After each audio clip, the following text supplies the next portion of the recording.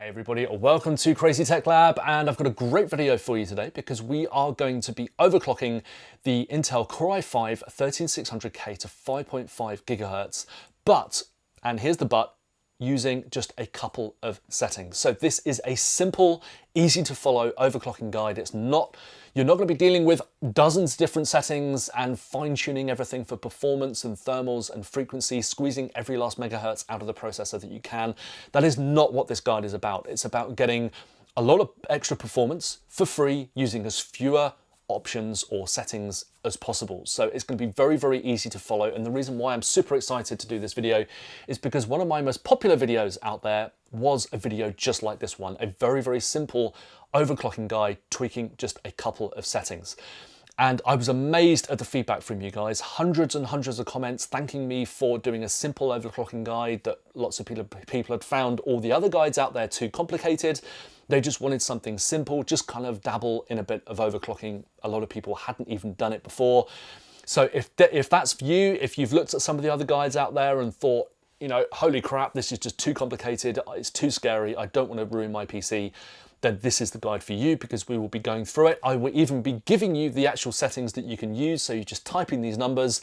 Nothing is going to kill your PC. It won't be getting too hot. We're going to make very sure of that to start with. So first of all, though, I would like to thank MSI for helping me with this video, and also sending over the MPG Z790 carbon Wi-Fi, which is one of the best Z790 or Z790 motherboards out there at the moment. So you can see it right here on my test bench, Cosmo. So he's going to be helping us out today running this system and overclocking the Core i5-13600K to 5.5 gigahertz very, very easily.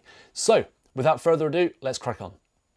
Okay, so the first thing we need to do is get 3 free-to-download programs installed, which are Cinebench, CPU-Z, and CoreTemp. And Cinebench is basically our benchmarking program. It's going to allow us to stress test the CPU to make sure there are no stability issues and to check that our cooling system is able to cope.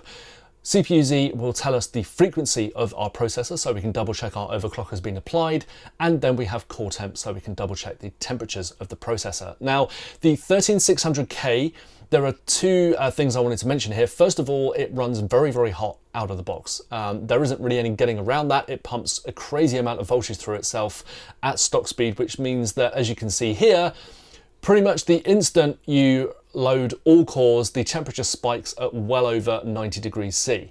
That's not very useful because when we're actually applying the overclock, it's going to be running cooler.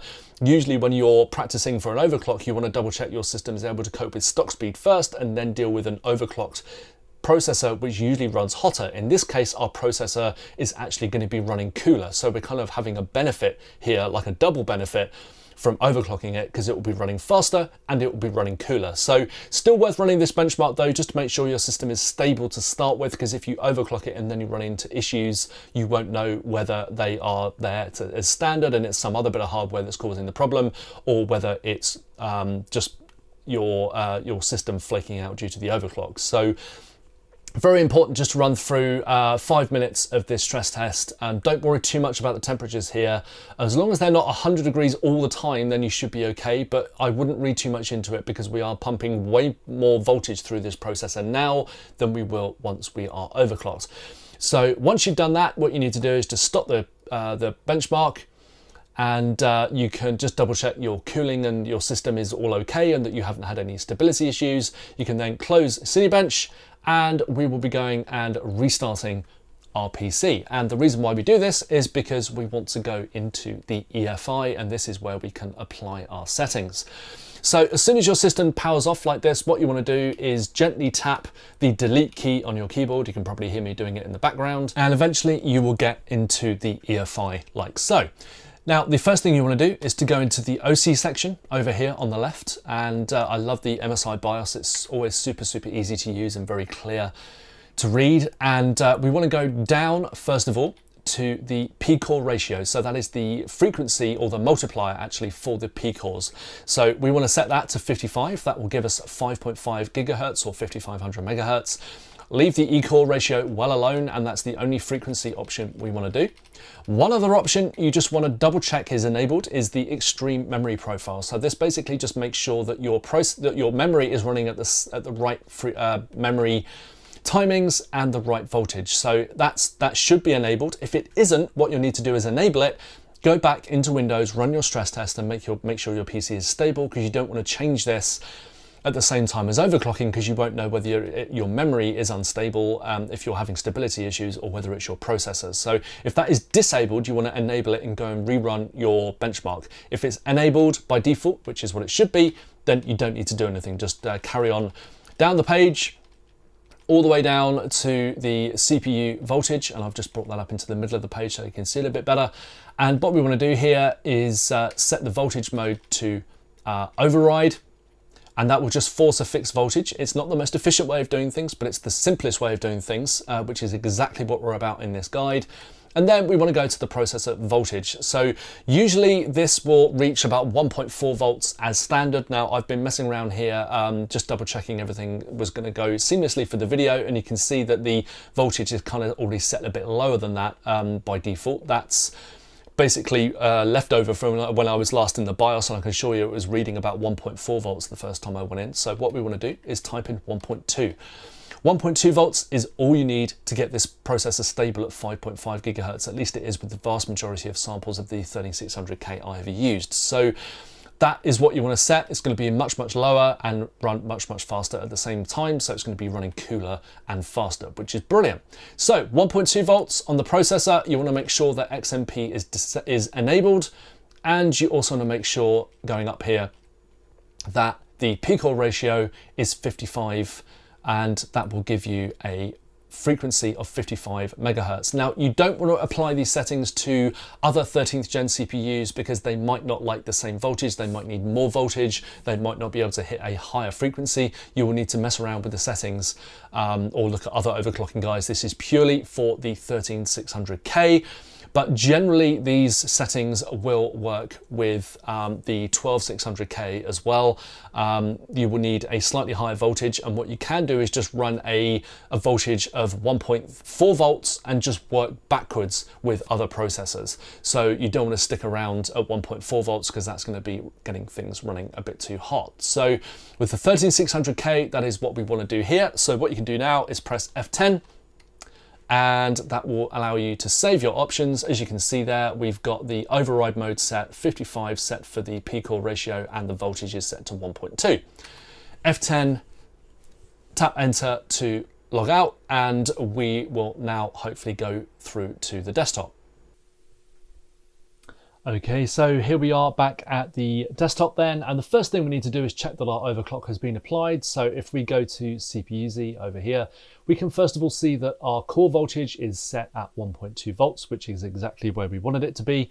And if we go down to the core speed, we can see that that is 5.5 gigahertz, which is exactly what it should be. And you can see that that frequency has been applied across all 6 P-cores on our 13600K.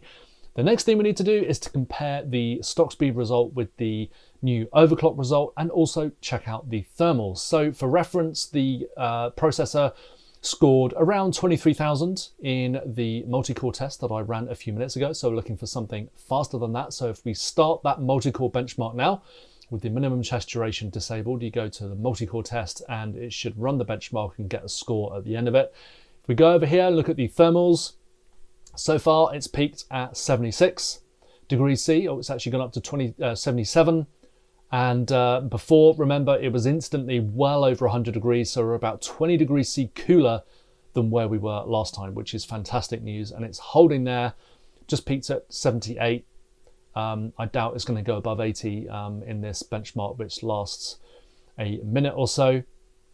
So all cores under full load here. And we have a score around 2,000 points higher than where we were. It's just under 25,000, which is absolutely fantastic, given that we've actually reduced the temperatures, reduced the voltage, but increased the frequency, and we've added nearly 10% to that score. So you will see this additional performance in everything else as well, because we've not only increased the maximum boost frequency from 5.1 to 5.5 gigahertz, but we've also increased the all-core boost as well. So the frequency that all cores will hit in multi-threaded workloads has been massively increased too. So performance increase across the board, not just in software like Cinebench, but also in games as well. So we've achieved everything that we wanted to here, and just by tweaking a couple of options in the BIOS. And for those of you that want game results, we have Far Cry 6, and at 1080p with an RTX 4080 at the helm, we have an increase in the minimum 99th percentile of 113 frames per second to 119 frames per second,